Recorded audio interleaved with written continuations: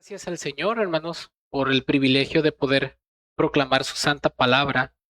Y recuerden, hermanos, que estamos viendo una predicación consecutiva de la carta del apóstol Pablo a Tito. Pero hoy, hermanos, me es necesario reforzar un tema que es indispensable cada cierto tiempo estar recordando a la iglesia, que es el Evangelio, hermanos. Y el día de hoy estaremos viendo 2 Corintios 5:21, con diversos propósitos, hermanos. Primeramente es glorificar a Dios a través del texto, pero también reafirmar nuestra comprensión del Evangelio y también animarlos a que proclamemos este Evangelio. Este versículo contiene el Evangelio condensado, así que, mis hermanos, vayamos ahí a los Corintios 5:21, segunda carta del apóstol Pablo a los Corintios, capítulo 5. Estaremos viendo el versículo 21. Y lo que veremos el día de hoy es el gran intercambio. El gran intercambio. Antes de comenzar con este texto, mis hermanos, quiero narrarles esto para que nos demos una idea de lo que el texto va a hablar. Imaginen esto. Quiero que usen su imaginación santificada. Estás en la línea para cruzar. Para empezar, imagínate que tienes visa. Yo sé que todos los que estamos aquí, la mayoría no tenemos visa, pero imagínense que todos tenemos visa y todos tenemos carro y estamos en la línea para cruzar. Llegamos a la garita y el oficial nos pide nuestro récord. Lo escanea y ¿qué creen? ¡Can, can! Suena la alarma. Hay una multa de $100,000 y tenemos una orden de arresto. En otras palabras, no pasas. Pero antes de que te esposen, se acerca un hombre que nunca has visto y le dice al oficial: pónmela a mí, yo tomo su récord y él toma el mío. El oficial entonces borra tu nombre y pone el de la multa a él y a ti, y borra tu nombre y pone su récord limpio sobre la tuya. Ahora tu condición, ¿cuál es? 0 multas, 0 crímenes, récord limpio. ¿Sí? Hermanos, eso es 2 Corintios 5:21. Hoy veremos el gran intercambio que Dios hizo para salvarnos. Hoy veremos el gran intercambio que Dios hizo para salvarnos. En este versículo veremos qué es el Evangelio de una manera condensada. Y mis hermanos, los invito a esto. Maravillémonos en este glorioso versículo. Y no solo eso, sino que atesorémoslo en nuestro corazón y proclamémoslo con todo nuestro corazón. Lo que veremos, hermanos, en este texto es que Dios nos muestra el gran intercambio que hizo en Cristo para salvarnos. En este texto Dios nos muestra el gran intercambio que hizo en Cristo para salvarnos. Y lo veremos en 3 puntos, mis hermanos. En primer lugar, miraremos quién hizo posible ese intercambio. En primer lugar, estaremos viendo quién hizo posible ese intercambio. En segundo lugar, veremos por quiénes se hizo el intercambio. Y en tercer lugar, veremos en qué consiste ese intercambio. Es lo que estaremos viendo en este versículo, mis hermanos. En primer lugar, veremos quién hizo posible ese intercambio. En segundo lugar, veremos por quiénes se hizo el intercambio. Y en tercer lugar, miraremos en qué consiste ese intercambio. Vaya conmigo a sus Biblias en el texto y leo para usted, sígame con su vista. 2 Corintios 5:21 dice: al que no conoció pecado, lo hizo pecado por nosotros para que fuéramos hechos justicia de Dios en él. Vuelvo a leerlo para ustedes. Al que no conoció pecado, lo hizo pecado por nosotros para que fuéramos hechos justicia de Dios en él.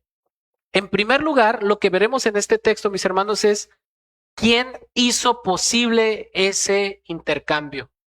¿Quién hizo posible ese intercambio? Vaya conmigo a la primera frase de este versículo y mire lo que nos dice: al que no conoció pecado. ¿Quién fue el autor de esta carta? El apóstol Pablo. Por allá por el año 56 después de Cristo. y él escribió con el propósito en esta sección de defender su ministerio. Aquí vemos la naturaleza del ministerio del evangelio con el propósito de contrarrestar a los falsos maestros, porque desacreditando al mensajero, desacreditarían al mensaje. Y en esta sección el apóstol Pablo aborda el mensaje que proclamaba en esencia, el mensaje que sostenía su ministerio. ¿Cuál era el mensaje que sostenía su ministerio? De manera resumida, hermanos, del versículo 20. Por tanto, somos embajadores de Cristo, como si Dios rogara por medio de nosotros en nombre de Cristo. Les rogamos, reconcíliense con Dios. Reconcíliense con Dios. Este es en esencia el mensaje que proclamaban, el ministerio de la reconciliación. Y el versículo 21 entonces nos explica por qué es posible esa reconciliación. ¿Por qué Pablo puede decir, reconcíliense con Dios, pónganse a cuentas con Dios? Dios puede perdonarles y salvarles. ¿Saben por qué? Aquí hay un por qué implícito. Y pasamos al versículo 21. Porque al que no conoció pecado, lo hizo pecado por nosotros para que fuéramos hechos justicia de Dios en él. Entonces el versículo 21 es la base teológica para la afirmación que hizo en el versículo 20. Reconcíliense con Dios. ¿Por qué es posible que el hombre pecador que se le ha pasado toda su vida ofendiendo a Dios y que merece el infierno pueda ser reconciliado con un Dios infinitamente santo? ¿Cómo es posible eso? ¿Por qué? Por la razón de que al que no conoció pecado, lo hizo pecado por nosotros para que fuéramos hechos justicia de Dios en él. Esa es la respuesta. De manera que en este versículo, hermanos, que está el evangelio condensado, recuerden que en este texto Dios nos muestra el gran intercambio que hizo en Cristo para salvarnos. Y vamos a ver en primer lugar entonces, ¿quién hizo posible ese intercambio? Bien, podríamos responder esta pregunta, o bueno, este primer encabezado diciendo, Jesús, nuestro Señor Jesucristo. Pero miren la descripción que se da de él. Pablo no simplemente dice, a través de Cristo, dice, al que no conoció pecado. Ojo, mis hermanos, nos está describiendo un atributo de nuestro Señor Jesucristo. Y lo primero que vemos aquí es la impecabilidad de nuestro Señor Jesucristo. El texto nos dice, al que no conoció pecado.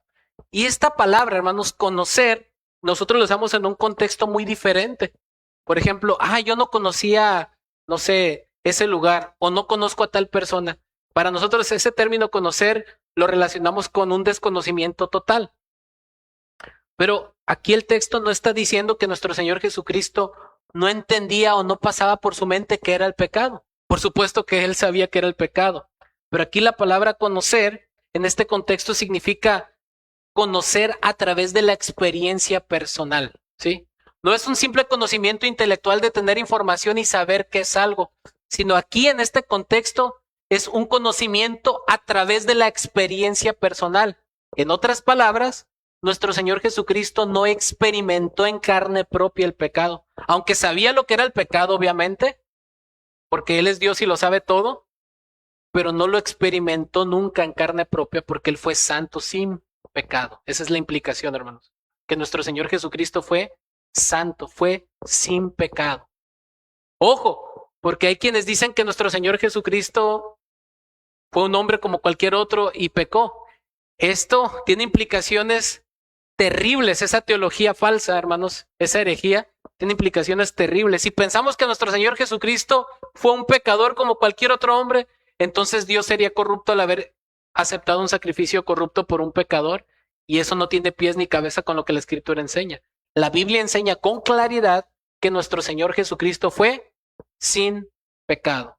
Él no fue pecador, aunque fue verdadero hombre, fue verdadero Dios y verdadero hombre, pero no fue pecador. Él no adquirió la naturaleza pecaminosa, adquirió la naturaleza humana, pero no la naturaleza pecaminosa. Entonces, Él no experimentó en sí mismo en ningún momento el pecado. Nuestro Señor Jesucristo no tuvo ninguna relación personal con Él. porque nunca pecó, nunca fue parte de su naturaleza, ni en ningún momento se convirtió en pecador. Miren, hay otros textos en las Escrituras que nos afianzan en esta verdad. Vamos, por ejemplo, a Hechos 13:14, mis hermanos.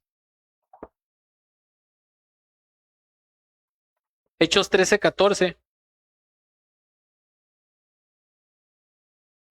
Perdón, Hebreos 4:15, mis hermanos. Perdón, ahí un error de dedo. En Hebreos 4:15, hermanos, nos invita a acercarnos a Él con confianza y que Él intercede por nosotros porque, de hecho, Él es sin pecado. Miren lo que dice Hebreos 4:15. Porque no tenemos un sumo sacerdote que no pueda compadecerse de nuestras flaquezas, sino uno, fíjese bien, que ha sido tentado en todo como nosotros, y hay un pero especial ahí, pero que sin pecado. Fue tentado en todo como nosotros, pero fue sin pecado. ¿Qué está diciendo el texto? Nuestro Señor Jesucristo experimentó hambre, sed, sufrimiento, de todo lo que un ser humano puede carecer y sufrir, como para decir, tiene justificación para pecar. Sin embargo, Él nunca pecó, ni interiormente ni exteriormente. Él no pecó para nada. Él fue sin pecado.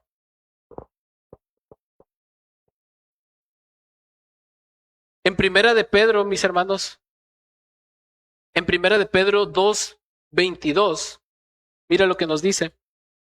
El cual no cometió pecado, ni engaño alguno se halló en su boca. El cual no cometió pecado, ni se halló engaño, ni engaño alguno se halló en su boca. Y hay muchos otros textos más, mis hermanos, pero creo que con esto es suficiente por ahorita para reforzar esta idea que lo que Pablo está diciendo es que nuestro Señor Jesucristo no conoció el pecado en el sentido de tener relación con Él por experiencia personal, puesto que Él nunca cometió ningún pecado ni con su mente, ni en ningún sentido ni aspecto. Él fue toda su vida desde que fue concebido por el Espíritu Santo en el vientre de María, desde que nació y hasta que murió en la cruz, todo el tiempo fue santo y sin pecado. El Dios santo pisó esta tierra haciéndose hombre. El santo estaba entre los pecadores y él nunca fue contaminado por el pecado. Él vino a su creación y no fue contaminado, al contrario, él santifica a los que él vino a salvar. Él es santo, él era santo y seguirá siendo santo. Porque este es un atributo divino, puesto que él es Dios. Dios es santo, Jesús es santo. Y fue santo también en su naturaleza humana. Otra palabra que quiero que consideremos aquí que es importante para entender el evangelio condensado que Dios a través del apóstol Pablo nos está enseñando en este versículo, mis hermanos, es la palabra pecado. Aquí esta palabra, mis hermanos, viene de una palabra griega que significa errar al blanco, no dar al objetivo. Pero cuando nosotros pensamos en este concepto, podemos pensar que, por ejemplo, si yo le estoy dando el tiro al arco y fallo, yo quiero darle al centro, pero por mi mala puntería o porque estoy medio cegatón, le termino sacando el ojo a una persona, ¿no? Porque yo soy muy malo a lo mejor. Pero esa no es la idea. Como que tú te esfuerzas por darle al centro, pero por tu falta de habilidad, tú no le das al blanco, no. La idea de este concepto es no dar al objetivo, pero con una voluntad de desviarte. O sea que tú tienes que apuntar ahí, pero por tu maldad y tu pecado voluntariamente decides apuntar a otro lugar, decides desviarte. Implica la culpabilidad por el desvío. Esa es la idea, hermanos. Este término implica la culpa y el castigo que el pecado acarrea, ya que nuestro Señor Jesucristo vino a salvar a su pueblo de sus pecados, y de hecho eso es lo que significa Jesús. Ahí en Mateo 1:21, le pondrás por nombre Jesús porque él salvará a su pueblo de sus pecados. Entonces la idea no es solamente de una acción en la cual tú quieres hacer lo correcto, pero no puedes por falta de puntería, no, que pudiéramos tener ese concepto equivocado. No. La idea es de desviarte del objetivo de una manera consciente y darle donde no debes por rebeldía. ¿Sí? Tú tienes que apuntar ahí. Ah, no, pero yo digo que allá. Dios dice, vive de esta manera, esta es mi verdad, este es mi estándar. Pero yo digo, no, esta es mi verdad. No me importa lo que Dios dice. ¿Sí? Cada quien sigue su camino. Cada quien quiere ser su propio Dios. Cada quien quiere ser su propia autoridad y determinar lo que está bien y lo que está mal, sin tomar en cuenta lo que Dios ha revelado de sí mismo, ¿no? Esa es la esencia de esto. Errar en el blanco. Y eso acarrea castigo, culpa. La consecuencia de ese desvío no es simplemente que cometimos un error, sino una culpabilidad ante un Dios infinitamente santo y una traición cósmica, como decía R.C. Sproul, una traición a nivel cósmico, ofender al ser más santo, nuestro pecado es en proporción a la persona que ofendemos, y puesto que estamos ofendiendo a un ser infinitamente santo, el castigo proporcional por ofender a un Dios infinitamente santo, ¿qué es? El infierno eterno. Él nos ha dado su ley, pero nosotros la violentamos. Y el pecado, ese desvío, ese errar al blanco, implica culpabilidad, implica castigo, y es precisamente eso lo que Jesús asumió para podernos librar de esa condición, el castigo por el pecado. Al que no conoció pecado, él nunca erró al blanco, él nunca se desvió, él nunca pecó contra Dios, lo cual implica su santidad. Así que en lo que estamos viendo en el primer encabezado es, ¿quién hizo posible este intercambio? Nuestro Señor Jesucristo, que es santo, sin pecado. Dios se entregó a su propio Hijo a la muerte, ojo, siendo inocente, siendo santo, siendo sin pecado. Ese es el énfasis que Pablo le está dando aquí. La santidad de nuestro Señor Jesucristo, su impecabilidad. Al que nunca pecó, a él Dios lo entregó por quienes sí pecamos. ¿Cuál es el énfasis aquí, hermanos? Como la ilustración que les ponía al inicio, ¿no? Llegas a la garita y te dicen, tienes una multa de $100,000 y una orden de arresto. Viene una persona que no conoces y le dice al oficial, yo asumo su culpa y pon mi récord sobre él y quedas limpio. Qué suave, ¿no? Pero ¿a qué costo? ¿Quién lo hizo? ¿Alguien con un récord limpio que nunca ofendió a Dios? ¿Por alguien que sí hemos transgredido la ley? Esa es la implicación, hermanos. No dio su vida por ti cualquier persona. Incluso Dios mismo manifestó su amor, no solamente perdonándonos. Él mismo asumió, él mismo añadió a su naturaleza divina, la humana, se humilló a sí mismo, se hizo hombre, sufrió sin tener él la necesidad de haber sufrido. Es decir, él no tenía la obligación, pero era parte de su plan. Vivió una vida de sufrimiento y de perfecta obediencia a la voluntad del Padre. Obedeció en tu lugar y en mi lugar y fue castigado en una cruz por ti y por mí. Esa es la implicación. Él era santo, él era inocente, él no merecía esa muerte, pero lo estaba haciendo a favor de nosotros, en lugar de nosotros más bien. Y ojo, lo que quiero resaltar aquí es al que no conoció pecado, es decir, nuestro Señor Jesucristo que fue santo. ¿Quién hizo posible este intercambio? Un ser santo, un ser sin pecado. ¿Y quién es el único que cumple estas características? Nuestro Señor Jesucristo. Porque Él fue Dios y fue hombre al mismo tiempo. Nadie pudo hacer esto por nosotros más que solamente Él, solamente nuestro Señor Jesucristo.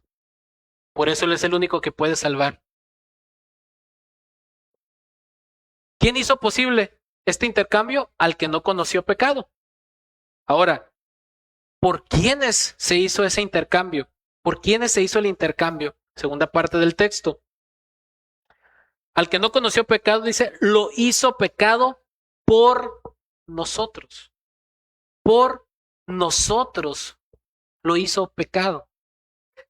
¿Por quiénes se hizo ese intercambio? Por nosotros. Y miren, cada palabra, cada frase del texto tiene una verdad tan importante que transmitirnos, mis hermanos. Tiene una verdad tan importante, así que no debemos de de dejar de prestar atención a cada palabra, a cada frase en su contexto. Este por no es un simple por, implica sustitución. Esta palabra por implica en lugar de. Él murió en lugar de nosotros. Él asumió el castigo en lugar de nosotros. Nosotros merecíamos ese castigo, pero Él se pone en nuestro lugar para sufrir la ira de Dios, para que Dios nos trate como si nosotros nunca hubiéramos pecado. Esa es la implicación. Él murió en lugar del pecador por nosotros.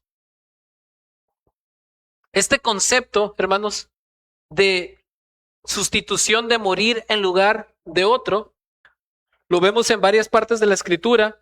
Es, por ejemplo, ahí en Juan 10:11, mis hermanos. Ahí en Juan 10:11. Miren lo que nuestro Señor Jesucristo había dicho. Yo soy el buen pastor da su vida por las ovejas. O se puede traducir en lugar de las ovejas.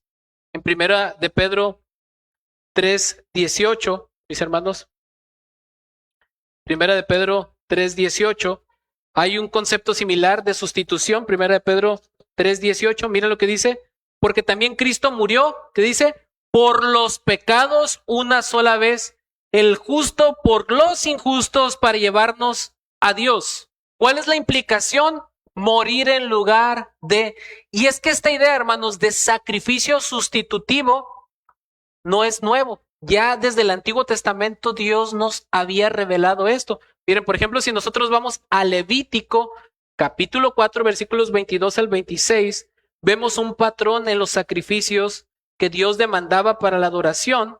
Por ejemplo, en Levítico 4, 22 al 26, miramos un patrón similar. Mira lo que dice Levítico 4, 22. Cuando es un jefe el que peca e inadvertidamente hace alguna de las cosas que el Señor su Dios ha mandado que no se hagan, haciéndose así culpable, y se le hace saber el pecado que ha cometido, traerá como su ofrenda un macho cabrío sin defecto. Ojo, pondrá su mano sobre la cabeza del macho cabrío y lo degollará en el lugar donde se degüella el holocausto delante del Señor. Es una ofrenda por el pecado. Entonces el sacerdote tomará con su dedo de la sangre de la ofrenda por el pecado y la pondrá sobre los cuernos del altar del holocausto y derramará el resto de la sangre al pie del altar del holocausto. Quemará toda la grasa sobre el altar, como en el caso de la grasa del sacrificio, de las ofrendas de paz. Así el sacerdote hará, fíjese, palabra clave, expiación por él, por su pecado, y será perdonado. Miren el concepto, hermanos. Tenían que poner la mano sobre el animalito y simbólicamente transferían la culpa.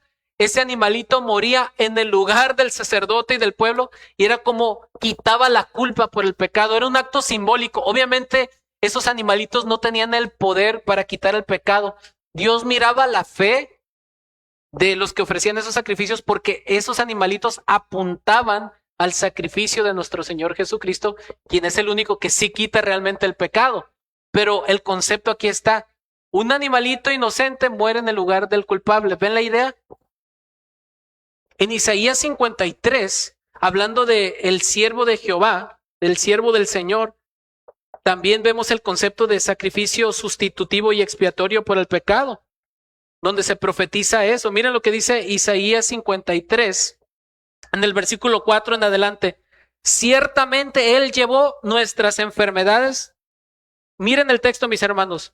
Y cargó con nuestros dolores, con todo, nosotros lo tuvimos por azotado, por herido de Dios y afligido. Versículo 5. Pero Él herido fue por nuestras rebeliones, molido por nuestras iniquidades. El castigo por nuestra paz cayó sobre Él y por sus heridas hemos sido sanados. Vemos el concepto de sacrificio expiatorio. El justo muriendo en el lugar de los injustos. Así que cuando ustedes ven por nosotros, esta palabrita por tiene una implicación tan profunda porque lo que está diciendo es murió en lugar de ti. Recuerda, cuando usted vea esta palabra aquí, por nosotros, es decir, Él murió en lugar de nosotros. Nosotros merecíamos el castigo, pero Él sufrió el castigo en lugar de nosotros. Implica ese sacrificio expiatorio sustitutivo que vemos desde el Antiguo Testamento, que apuntaban a Él, su obra expiatoria en la cruz. Hermanos, no es cualquier cosa lo que estamos leyendo aquí. Él mismo asumió la culpa por nosotros, en lugar de nosotros, para que nosotros podamos tener su justicia y ser reconciliados con Dios. Gálatas 3:13 nos dice que Él fue hecho maldición por nosotros. Pues maldito está, escrito está, maldito todo el que es colgado en un madero. Todo esto implica, hermanos, tan solo esta frase, por nosotros. Y todo lo que estamos viendo aquí es lo que implica la palabrita por, sustitución en lugar de. Pero ese nosotros se refiere a todos aquellos que el Padre desde la eternidad ha amado y que en un momento dado atraería a sí mismo para que se arrepientan de sus pecados y ejerzan fe en aquel que les puede dar vida. Ese por nosotros implica todos los escogidos de Dios, de todos los tiempos, de toda lengua, tribu y nación, que Él redimiría por su gracia. Y no tiene nada que ver con nuestros méritos. Ese nosotros implica aquellos en quienes Dios se ha complacido en derramar su favor desde la eternidad. Aquellos pecadores que desde la eternidad Dios dijo, un día tú vas a ser de Cristo y vas a venir a mí, y nos atrajo con su gracia irresistible para creer en el Evangelio. Aquellos pecadores empedernidos que iban rumbo al infierno, o sea, nosotros, pero un día Dios nos arrastró a sí mismo y nos salvó y nos reveló a su Hijo por medio del Evangelio. Así que ese por nosotros no podemos incluir a todo el mundo, sino solo a aquellos que están en Cristo, aquellos que se arrepienten de sus pecados y han confiado en Jesucristo, aquellos que han nacido de nuevo. Si tú no has nacido de nuevo, tú no estás incluido en este por nosotros. Tú debes arrepentirte de tus pecados y debes de confiar plenamente en su obra expiatoria para que Él te justifique y te salve. Si tú confías en que tú eres buena persona, si tú confías en tus méritos, en tus obras de justicia, tú no estás incluido en este por nosotros. Pero si tú, por la gracia de Dios, puedes ver lo pecador que eres, lo digno del infierno que somos, y que solamente en Él hay salvación y solamente por medio de Él puedes ser justo, tú estás incluido en este por nosotros. Cristo vino a salvar pecadores. Él vino a morir por nuestros pecados. Él no vino a salvar a gente justa porque no hay justo ni aún uno. No hay quien haga lo bueno. No hay ni siquiera uno. Todos pecaron y están destituidos de la gloria de Dios, dice Romanos 3:23. No hay quien haga lo bueno. No hay justo ni aún uno, y por lo tanto ningún ser humano puede salvarse ni por obras de penitencia, ni por mandas, ni por religioso. El único que te puede salvar es nuestro Señor Jesucristo, porque Él fue el único calificado. Él fue el único santo sin pecado que obedeció en tu lugar y en mi lugar. Él murió en tu lugar y en mi lugar. La ira de Dios fue derramada sobre Él y Dios quedó satisfecho en su justicia solo por Él, y por lo tanto solo por medio de Él nuestros pecados pueden ser perdonados. No hay otra manera. No hay otra manera. Esto es el glorioso evangelio que proclamamos. Esto es el glorioso evangelio que proclamamos. Que en Él, en Cristo, hay vida eterna y perdón de pecados. Fíjense, hermanos, estas dos palabras, todo lo que implican, hermanos. Lo que Dios nos está diciendo en el texto. Al que no conoció pecado por nosotros. Eso ya nos dice mucho, pero aquí viene un golpe más duro. Por nosotros lo hizo pecado. Wow. En el texto, hermanos, miren lo que dice. Por nosotros lo hizo pecado. No lo suaviza. No dice, por nosotros lo crucificó o lo trató como el culpable. Aunque esa es la implicación. Dios utiliza una palabra muy fuerte para hacernos reflexionar en esto. Miren, no es que Jesús se haya convertido en pecador. sino lo que está diciendo el texto es que Dios lo trató como si él hubiera pecado como si él hubiera cometido todos los pecados que usted y yo hemos cometido. Dios lo trató realmente como un pecador, aunque él fue sin pecado. Dios lo castigó. Miren, el texto no está diciendo que Dios amaba tanto a su hijo que cuando estaba sufriendo, Dios sufrió mucho y como que volteó su rostro porque no lo quería ver así sufrir. Y luego Jesús diciendo, Dios mío, ¿por qué me has desamparado? Y Dios ahí sufriendo porque su hijo estaba sufriendo. Dios fue el que lo aplastó. Dios fue el que lo castigó. La ira de Dios fue derramada en todo su esplendor sobre él, por ti y por mí, porque él estaba asumiendo la culpa por nuestros pecados. No fue algo romántico, fue algo mucho más grande. Él asumió la culpa de nuestros pecados para que Dios lo castigara con una ira tan tremenda que nadie pudiera soportar más que él. Y la ira de Dios en todo su furia y esplendor estaba siendo derramada sobre un hombre santo sin pecado, pero que estaba cargando con nuestros pecados. Ese es el escándalo de la cruz. La ira de Dios estaba siendo derramada sobre él por tus pecados y por mis pecados. Dios no lo estaba acariciando, Dios lo estaba castigando, Dios lo estaba tratando como pecador, como el culpable. Y esta palabra nos habla de algo repulsivo, el pecado. Jesús era santo y lo que él más repudió toda su vida era el pecado porque él era santo. Y lo que él más repudiaba y odiaba tuvo que cargar sobre sí mismo y la ira de Dios por amor a nosotros. Esa es la implicación, hermanos. Miren cada palabra. Por nosotros lo hizo pecado. El pecado es algo tan horrendo, el pecado es algo tan triste, el pecado es algo tan grave, el pecado es algo tan serio que Dios mismo tuvo que castigar a su propio hijo para podernos perdonar a nosotros.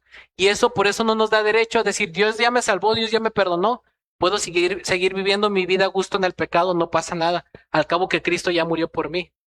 Mira lo que le costó para rescatarnos de esa condición. Mira lo que a él le costó para rescatarnos de esa condición. El pecado es algo horrible y que tuvo un costo para podernos perdonar infinitamente valioso, su propia sangre, su propia vida. Por eso, jóvenes, hermanos, no jueguen con el pecado.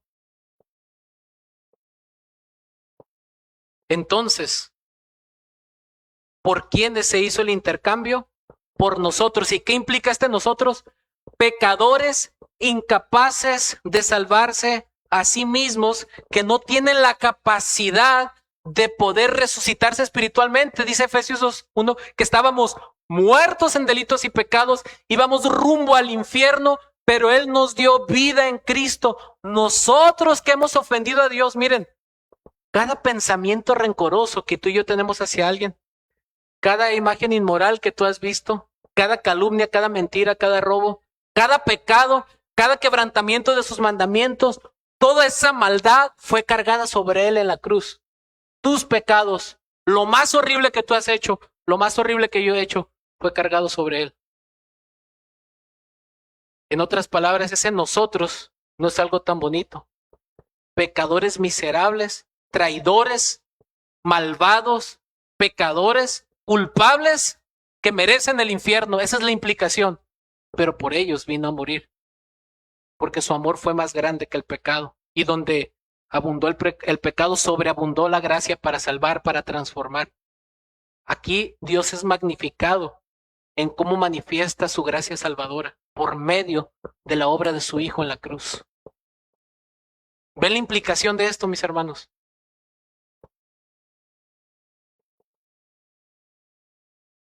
Entonces, ¿por quiénes se hizo ese intercambio? Por nosotros, pecadores, que no lo merecíamos. Ahora, en tercer lugar, ¿en qué consiste ese intercambio? ¿En qué consiste ese intercambio? Sigue diciendo el texto, para que fuéramos hechos justicia de Dios en él. Para que fuéramos hechos justicia de Dios en él. Ese para qué es una frase que implica propósito. ¿Cuál fue el propósito de que Dios lo tratara como culpable por nosotros? ¿Cuál fue el resultado de esa obra de que Dios lo castigara en nuestro lugar? ¿Qué logró Dios con eso? Que nosotros fuéramos hechos justicia de Dios en él. Y miren lo que dice el texto, hermanos. Cuando dice aquí que nosotros llegásemos a ser justicia de Dios, implica que Él nos ha trasladado del reino de las tinieblas a su reino de luz para que de ese momento en adelante que nos salvó, nosotros sigamos creciendo en justicia. Cuando Él nos salvó es el comienzo de una vida de justicia, pero a lo largo de seguir viviendo nuestra vida en Cristo, tenemos que seguir creciendo en justicia por su gracia. La salvación es el comienzo de una vida de santificación, pero a lo largo de nuestra vida crecemos en arrepentimiento, crecemos en santificación, aunque seguimos luchando con el pecado, aunque el pecado va a ser erradicado cuando estemos en su presencia o seamos glorificados, pero tiene que haber un progreso, implica la santificación. Somos justificados por la fe, pero también comienza una obra de santificación progresiva que continúa a lo largo de toda nuestra vida. ¿Hasta qué? Hasta nuestra reunión con Él. La salvación es solo el comienzo de una vida de justicia. No es de que Dios ya me salvó y ya no tengo que hacer absolutamente nada. La salvación no es por obras, pero el resultado de una genuina salvación va a ser una vida que glorifique a Dios, que se asemeje más al carácter de Cristo, para que nosotros lleguemos a ser justicia de Dios. Y cuando habla aquí justicia de Dios, puede leerse de esta manera: Dios justifica, Dios otorga justicia a quienes merecían juicio. Esa es la implicación. Justicia de Dios, en este contexto se refiere a la justicia que Dios otorga sobre el hombre por una acción soberana de Él. Es la justicia que Dios declara como el juez legal del universo, y en lugar de decir culpable, dice justo. Es un término legal.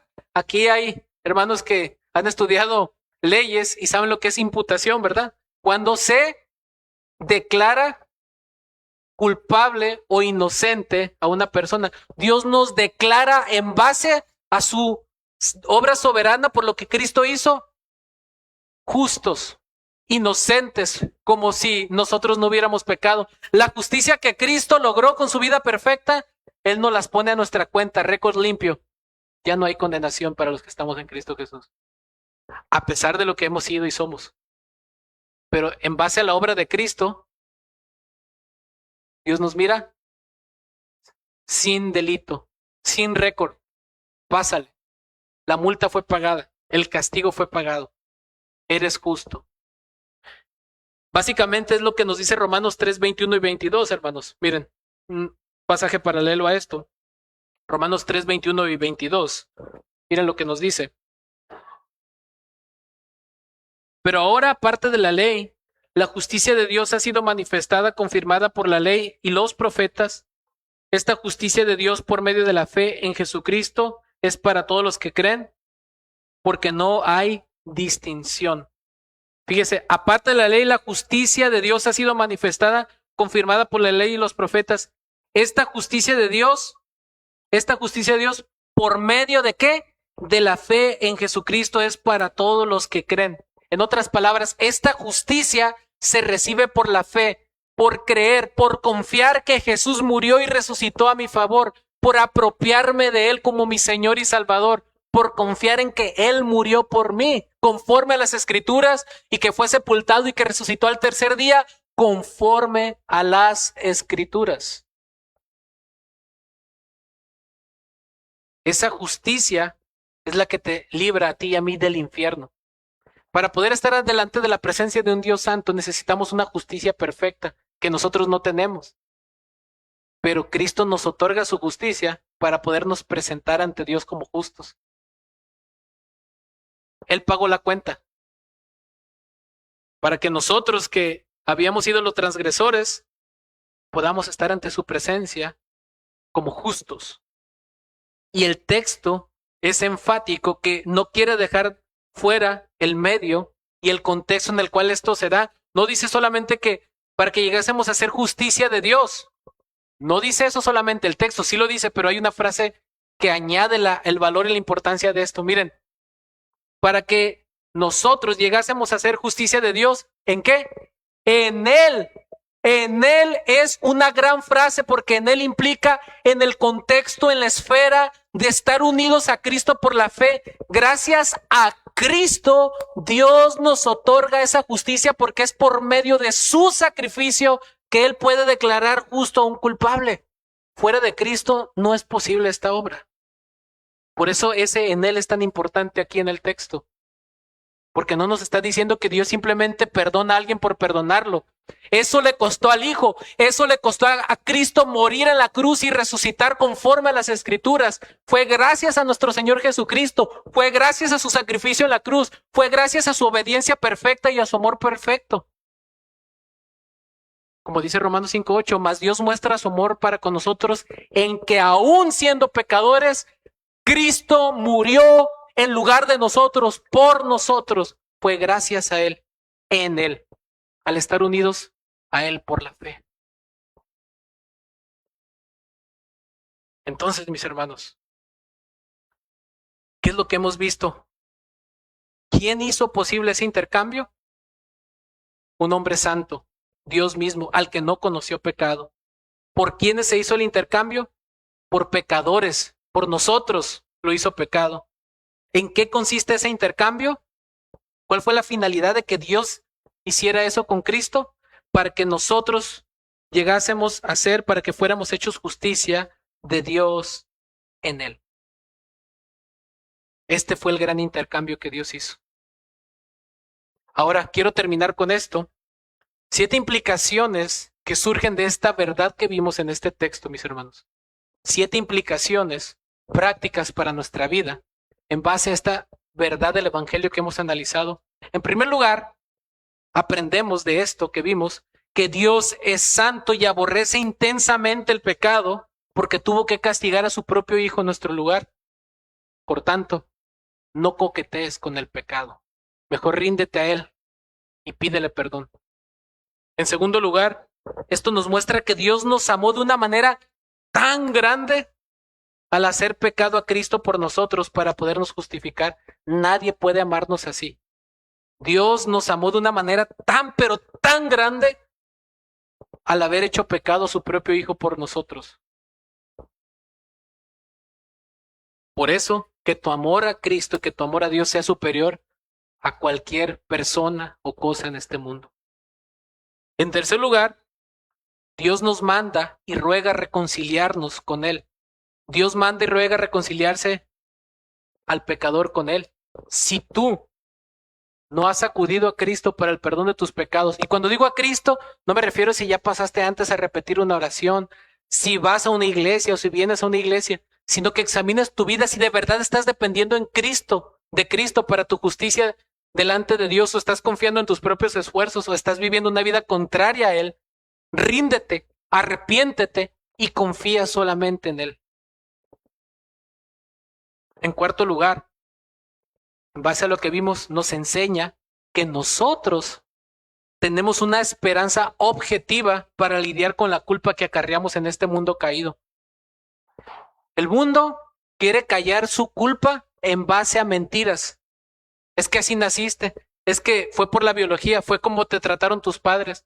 Nosotros asumimos la responsabilidad, yo pequé, pero hay una esperanza real y objetiva, que si confesamos nuestros pecados, Él es fiel y justo para perdonarnos y limpiarnos de toda maldad, porque Él murió por nosotros y que no hay ninguna condenación para los que estamos en Cristo Jesús y que aunque hemos pecado, Él nos ha perdonado y no iremos al infierno por su misericordia. Hay una esperanza objetiva para lidiar con la culpa. Aunque tristemente muchos de ustedes y de nosotros pudimos haber hecho cosas terribles en el pasado antes de conocer a Cristo, el hecho de saber que Él nos amó y murió por nosotros, podemos tener esperanza de que cuando lleguemos al cielo, Él no nos va a reprochar, va a decir, quítate, mira, me acuerdo que hace tiempo hiciste eso. Él nos va a recibir con los brazos abiertos porque va a ver a su Hijo en nosotros, la justicia de su Hijo en nosotros. Si tú te has arrepentido y has confiado en Él y has nacido de nuevo, Dios te ama y ve la justicia de Cristo en ti. Y por eso nos recibirá en su reino eterno, no porque nosotros lo merecemos. En quinto lugar, esto nos demuestra que podemos tener una relación restaurada con Dios a través de este intercambio que Él ofrece. A pesar de que Dios es santo, santo, santo y nosotros pecadores de lo peor, podemos tener una relación restaurada con Él. Porque ya lo vimos, ¿por qué? Porque al que no conoció pecado, por nosotros lo hizo pecado, para que fuéramos hechos justicia de Dios en Él. En sexto lugar, esto nos enseña que debemos vivir para la gloria de Dios por ese sacrificio que fue hecho por nosotros. Ya no nos pertenecemos a nosotros mismos y ya no podemos seguir viviendo la vida a nuestra manera, tener el mismo genio, ser igual de tranzas, de mentirosos, de rencorosos. Ya no podemos seguir viviendo la inmoralidad. Ahora nuestra vida pertenece a Cristo y debemos de vivir para Él. Él es nuestro Señor, quien nos compró con su preciosa sangre. Y por último, esto nos enseña que como Él es el único que puede hacer que el pecador se reconcilie con Dios, debemos de predicar este mensaje a todas las personas sin distinción. Debemos de estar predicando este que es el único mensaje que puede salvar. Y si no lo estás haciendo, mi amado hermano, no necesitas que haya una actividad o una campaña en la iglesia. Puedes empezar a orar por alguien, ser intencional en tu familia, en tu trabajo, en tu casa y empezar a hablarle de este glorioso intercambio que Cristo hizo para salvarnos. Predica el evangelio. Por tanto, mis hermanos, en este texto vimos que Dios nos muestra el gran intercambio que hizo en Cristo para salvarnos. Y así como este hombre que pagó la multa en la garita a manera de ejemplo, y eso podría traer alegría a alguien, 0 multas, 0 crímenes, récord limpio, esto es mucho más grande que eso porque implica un arresto eterno, una condenación eterna, en contraste con una salvación eterna. Él hizo posible este gran intercambio. Así que por ello, démosle toda la honra y la gloria a Él. Oremos. Amado Dios, venimos delante de ti, dándote gracias por tu palabra, porque podemos ver el evangelio con claridad en este texto, que al que no conoció pecado, por nosotros lo hizo pecado para que nosotros fuéramos hechos justicia de Dios en él.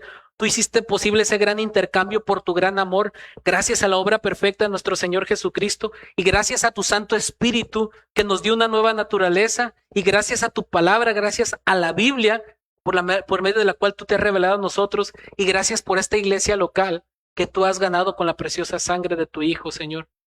Gracias por este gran mensaje que nos ha salvado del infierno, que nos mantiene, Señor, amándote y que lo podamos proclamar con fidelidad a otros que todavía no te conocen.